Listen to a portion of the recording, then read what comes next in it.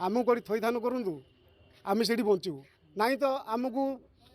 कौटी जगह दिंतु ना तो विष दिंतु आम खाई मरबू से। देखो दिगपहंडी उठा दोकानी संघर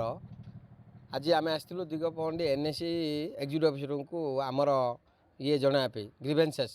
जेहेतु गत 2 दिन है आमर एनएसी तरफ उठा दोकानी मानक उच्छेद कराला दिगपहंडी बस स्टैंड पर रही बेपार करने को मना करें कहलु जे एग्जीक्यूटिव ऑफिसर को आम प्रस्ताव देलु जेहेतु दिगपहंडी बस स्टैंड रे कौन दिगपहंडी एनएसी रे भेंडिंग जोन नाई भेंडिंग जोन हवा पर्यंत एवं दिगपहंडी जो नुआ बस स्टैंड से बस स्टैंड को बस जाऊन आम बेपारी माने बस स्टैंड रास्ता कड़े साइड रही बेपार करने को आमको अनुमति दिंतु नहले से माने जो दीर्घ दिन है परिवार पेट पाटड़ा जो कर आसुले बंचापी ताकू आपण बंद करंतु नहीं बोली आम आज एनएसी एग्जीक्यूटिव ऑफिसर को आम आम उठा दोकानी संघ तरफ गोटे दरखास्त दि जाए। देखु आमर एनएसी ये तरबरिया भाव कर एनएसी रे काउंसिल बॉडी रे बैठक हवा कथा एक उठा दोकानी मान सहित बसी आलोचना करा बाद अन्यान्य आनुषंगिक व्यवस्था ये उठा दोकानी मान सपक्ष करी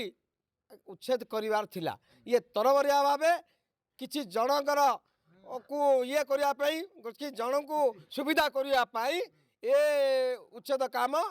एनएसी तरफ करा बोले आम भावुँ जदि एनएसी तरफ आम कथा को जदि सौदर सहित ग्रहण न करती ताले आगामी दिन में आम आंदोलन पथ अवलम्बन करने बाध्य कौन कह आज्ञा आपंकर कौन सब दाबी रही है कहीं एत सब आते उठा दोकानी संघ कौन आते परिचय दियो। मु भवानी शंकर पंडा दिगपहंडी उठा दोकान संघर संपादक। आज आमर जो उठा दोकानी संघर समस्त भाई माने आज आसिकी आम गोटे दाबीपत्र देचु दिगपहंडी एग्जीक्यूटिव ऑफिसर अविनाश मिश्र को आमर दाबी है जे जो 2-3 दिन तले दिगपहंडी उच्छेद ना रे ये जो ड्रेन उपरे किछि लोक जो माने पूर्वर बसती जनबसती करी घर द्वार करी अच्छी से प्लेट उपरे जो माने दुकान बाड़ी कर देइथिले सेमानक उच्छेद ना रे आमर उठा दुकान भाई मानक उच्छेद कर देइछन्ति जुजे आज देखिए दीर्घ दिनरू दिगपहंडी बस स्टैंड रे ये जो ठेला गाड़ी गोटे गोटे करी गरीब लोक मैंने दिगपहंडी से पेट पोषुले आज तांकर जो असुविधा है से माने आमर यूनियन रे कथा पड़ता हेले एनएसी कर्तृपक्ष जो उठेले एमानकु से माने किछि आम सहित आलोचना करनथिले आगरू आलोचना हैनी किछि नै सेमानकु यथाशीघ्र आसिले जेसीबी धरिक आसिले उच्छेद ना रे सेमानकु मध्य उठेदेले से आमर दृढ़ दाबी थिला जे आपण सरकार तरफ दिगपहंडी एनएसी तरफ जेते दिन पर्यंत भेंडिंग जोन हैनी आमर उठा दुकानी भाई माने से रास्ता कड़े व्यवसाय वृत्ति करी बंचे आपणर भेंडिंग जोन जबे देबे आमर भाई मानक सेबे दुकान आम बंद करके आप दुकान भेंडिंग जोन रे आम दुकान करूँ आप जोड़ी देवे से आमर आज दृढ़ दाबी थिला ए जिनस दुईटा संजय स्वाई दिगपहंडी बस स्टैंड व्यवसाय करुँची दीर्घ दिन है मुझे जगह ठेला रखी व्यवसाय करुँची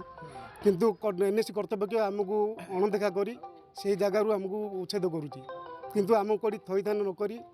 से आमको उच्छेद करें गरीब पिला आम बचबू केमी आमको कौटी जगह दिंतु जगह देले आम बचू मु जड़े हार्ट पेसेंट से मत से कहते बारंबार तुम से उच्छेद कर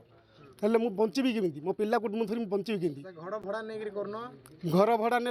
बंची केमी कौन मुझे तो भड़ा दे पारि मोर मेडिसिन खायापी भी पैसा होनी लाभ के घर भड़ा के घर भड़ा से पूरा 10-12 हजार मागुंट आम से पारूँ दिन को 2,000-3,000 बेपार करूँ आम के लाभ करूँ से आम पिला कुटुम धरी बंचबू केमी अन्याय करने जो आमको से उच्छेद करमको कौटी थईथान करूँ आम से बचू ना तो आमको कौटी जगह दिंतु ना तो विष दिंतु आम खाई मरबू से।